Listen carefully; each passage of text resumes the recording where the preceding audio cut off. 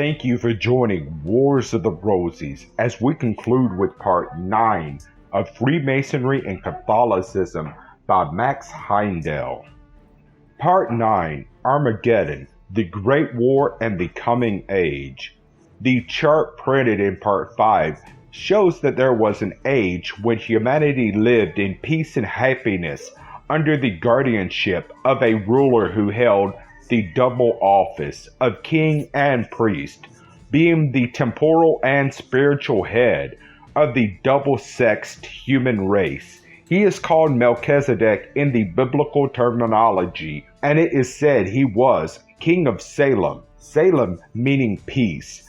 Since then, humanity has been divided into two sexes, male and female, and placed under the dual rulership of a king having dominion over their temporal affairs and aiming to advance them by industry and statecraft, and a priest, head of the priestcraft, exercising a spiritual authority in such a manner as they consider for the eternal good of their charges.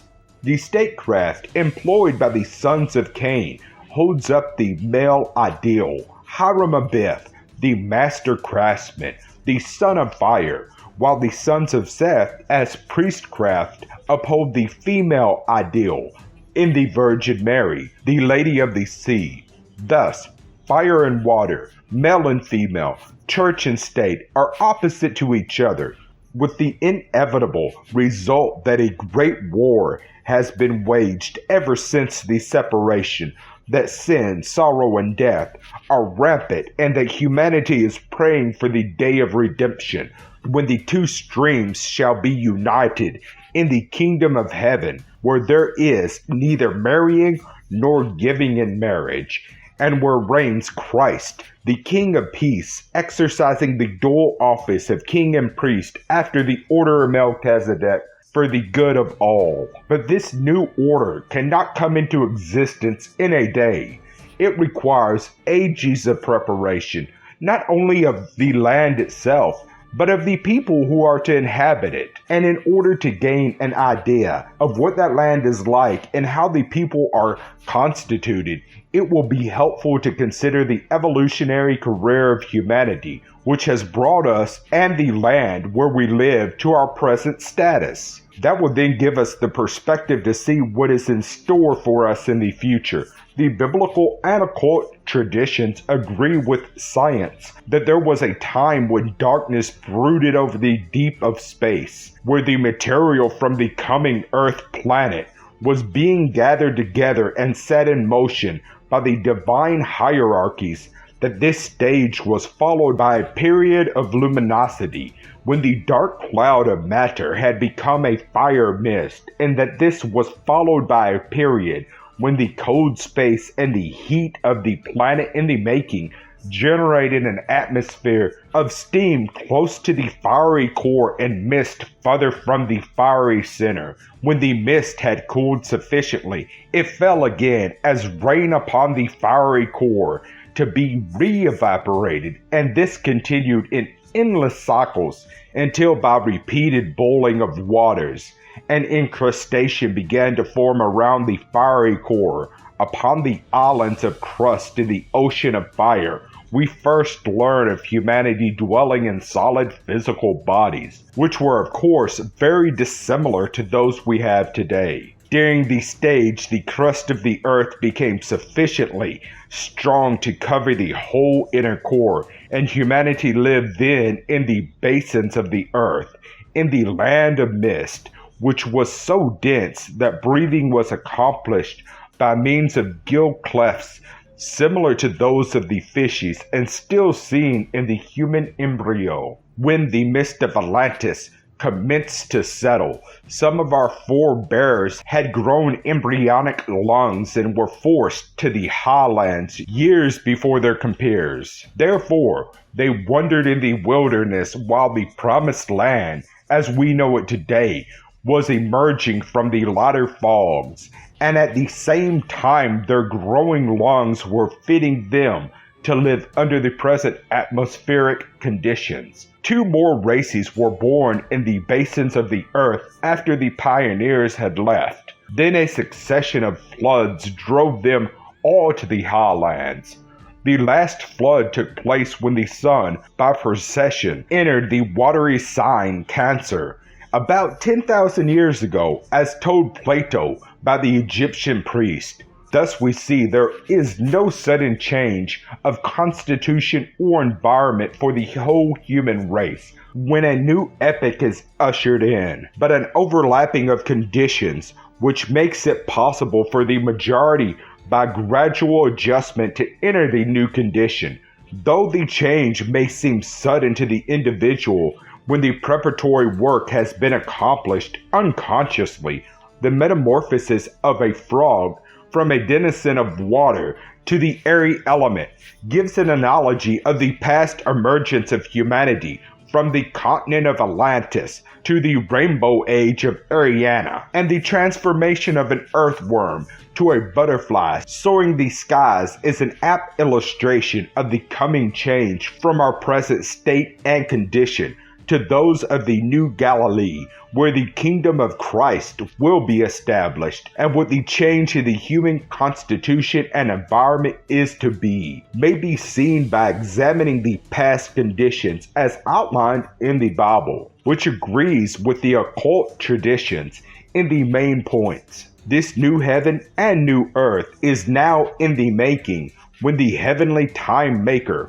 the sun, came into Eris by procession. A new cycle commenced, and the glad tidings were preached by Christ. He said by implication that the new heaven and earth were not ready then, when he told his disciples, "Whither I go, you cannot now follow, but you shall follow afterwards. I go to prepare a place for you, and will come again and receive you." Later, John saw a vision, the New Jerusalem, descending from heaven, and Paul taught the Thessalonians by the word of the Lord that those who are in Christ at his coming shall be caught up in the air to meet him and to be with him for the new age. This is in line with the tendencies shown by past developments. The Lemurian lived very close to the fiery core of the earth. The Atlanteans inhabited the basin somewhat further away from the center. The Aryans were driven by the flood to the hilltops, where they are now living. And analogously, the citizens of the coming age will inhabit the air. But we know that our dense body gravitates towards the center of the earth. Therefore, a change must take place. Also, Paul tells us that flesh and blood cannot inhabit the kingdom of heaven.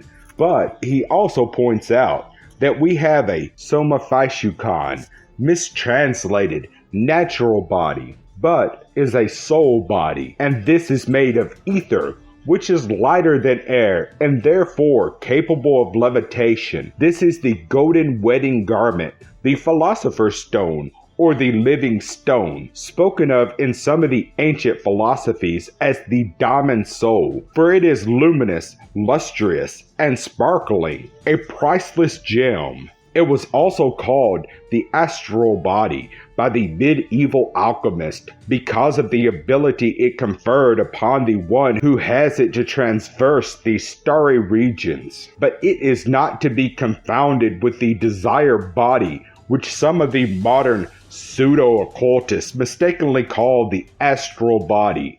This vehicle, the soul body, will eventually be evolved by humanity as a whole. But during the change from the Aryan epoch to the ethereal conditions of the new Galilee, there will be pioneers who precede their brethren as the original Semites did in the change from Atlantis to Aryana. Christ mentioned this class in Matthew chapter 11, 12th verse, when he said, "The kingdom of heaven suffereth violence, and the violent take it by force."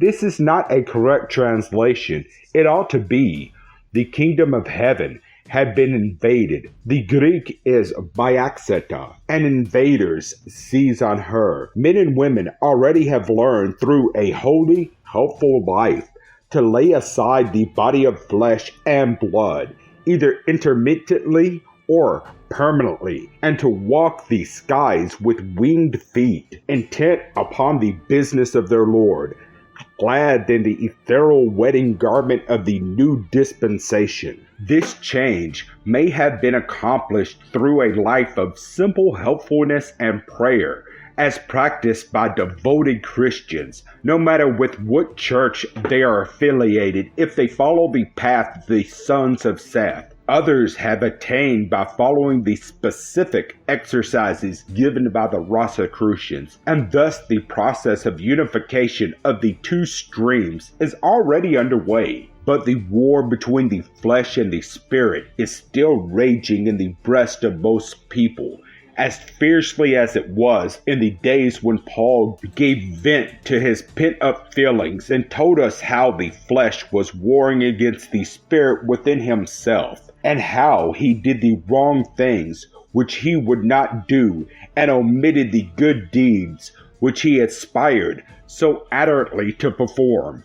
Nor will the struggle ever cease for the mystic Mason until he has learned to build the temple made without hands, which is not completed until he has came to the 18th 1 plus 8 degree, which is the degree of the Rosicrucians. This is the ultimate of the 33rd degree, for 3 times 3 are 9, and plus 1, 8 are 9. 9 being the highest degree of the lesser mysteries. He who has passed this degree of the genuine mystic order is then, and then only, the widow's son of 9, ordained, ready to be raised by the strong grip of the palm of the line of Judah to the kingdom of the heavens, there to receive the "Well done, thou good and faithful servant, enter into the joy of your Lord.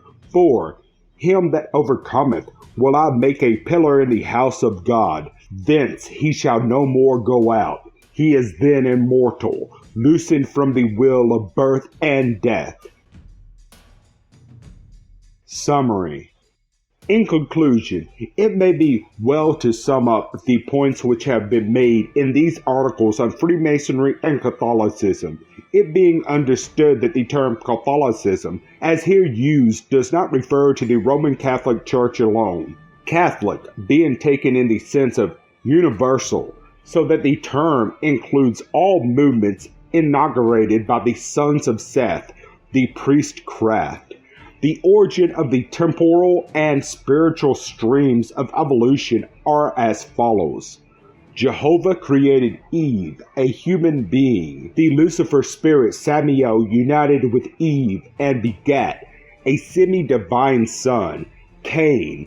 As he left Eve before the birth of the child, Cain was the son of a widow and a serpent of wisdom.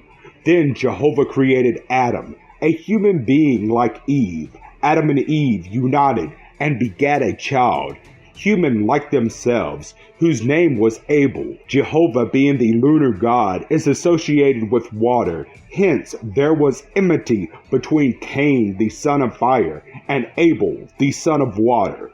So Cain slew Abel, and Abel was replaced by Seth. In time, and through generations, the sons of Cain became the craftsmen of the world, skilled in the use of fire and metal. Their ideal was male, Haramabith, the master workman. Thus, the sons of Seth, on the other hand, became the churchmen, upholding the feminine ideal, the Virgin Mary, and ruling their people by the magic water placed at their temple doors.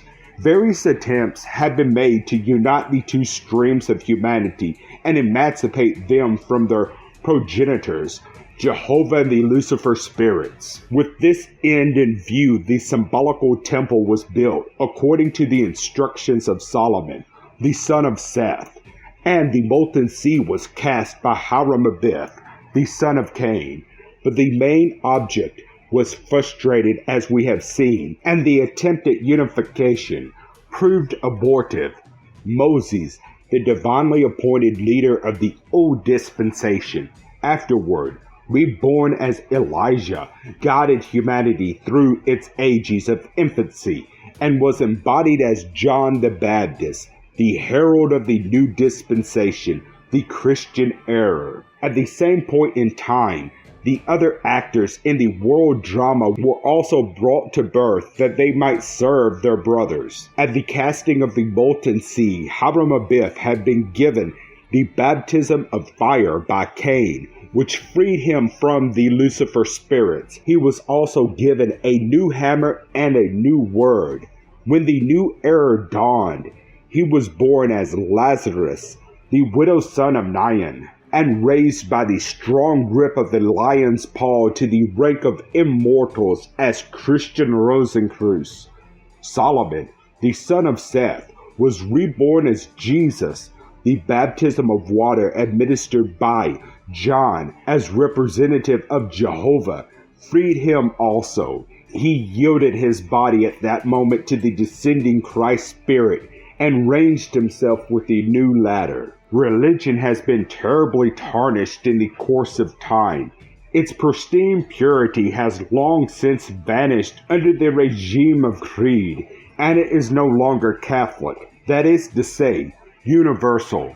Sects and isms have branched out in one direction and another, but still Jesus from the invisible worlds enfolds in his love all the sons of Seth who will call upon his name by faith, and he will eventually unite the scattered churches in the kingdom of Christ. Christian Rosencreutz was given charge of the sons of Cain who will seek the light of knowledge at the sacred fires of the mystic shrine, as the creative energy implanted by their divine ancestor Samael caused Cain to work and originate. So this same spiritual urge prompts his descendants to work out their own salvation through the fire of tribulation, and fashion for themselves the golden ark wedding garment, which is the open sesame to the invisible world, and through the cleansing blood of Jesus is an absolute necessity to millions of weaker brothers. There can scarcely be any question